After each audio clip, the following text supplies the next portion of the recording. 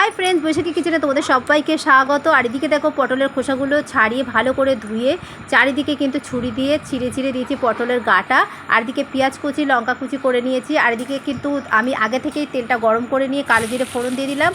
और एदिके पेঁয়াজটাও দিয়ে দিচ্ছি, হালকা হালকা ভাজা হবে, যেহেতু পেঁয়াজটা একটু নরম না হলে কিন্তু পটলটাও দেবো না, যেহেতু পটলের থেকে আগে থেকেই জল বেরিয়ে যায় তো তার জন্যই। তো দেখো আমার কিন্তু হালকা ভাজা হয়ে গেছে, এবার আমি পটলগুলোও দিয়ে দেবো। তো চলো পটলগুলো দিয়ে দিই। আর পটলের চারদিকটা একটু ছিঁড়ে দিয়েছি, কারণ হচ্ছে সব মশলাগুলো পটলের ভেতরে ঢুকবে, তার জন্যই একটু চারিদিকে ছুরি দিয়ে ছিঁড়ে ছিঁড়ে দিয়েছি।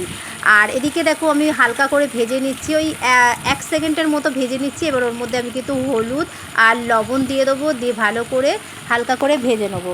তো আমি কিন্তু লো ফ্লেমেই করছি, আমি কিন্তু খুব জোরে না, যেহেতু পটলগুলো ভাপেই সেদ্ধ হওয়ার চেষ্টা করবো, যেহেতু অল্প জল দিয়েই রান্নাটা আমি করব।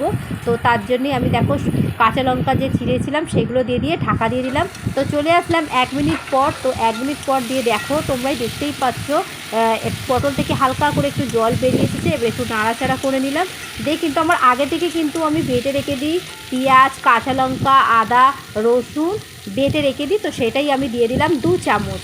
তো 2 চামচ তোমাদের যেরকম মশলা খেতে চাও তো সেরকমই তোমরা দিতে পারো, তো এটার কোনো নেই, এটা তোমাদের অপশনাল। আর এদিকে দেখো আমি কিন্তু ঢাকা দিয়ে দিলাম 1 মিনিটের জন্য। তো 1 মিনিট পর আমি চলে আসলাম। তো দেখো এদিকে প্রায় কিন্তু মশলার একটু লেগে যাচ্ছে, তো তার জন্য অল্প করে জল দিয়ে এর মধ্যে কিন্তু আমি লঙ্কার গুঁড়ো আর জিরের গুঁড়ো অ্যাড করে দেবো। তো দেখো আমি একটু নাড়াচাড়া করে নিচ্ছি, নিয়ে কিন্তু আমি লঙ্কার গুঁড়ো আর জিরের গুঁড়ো দিয়ে দিচ্ছি।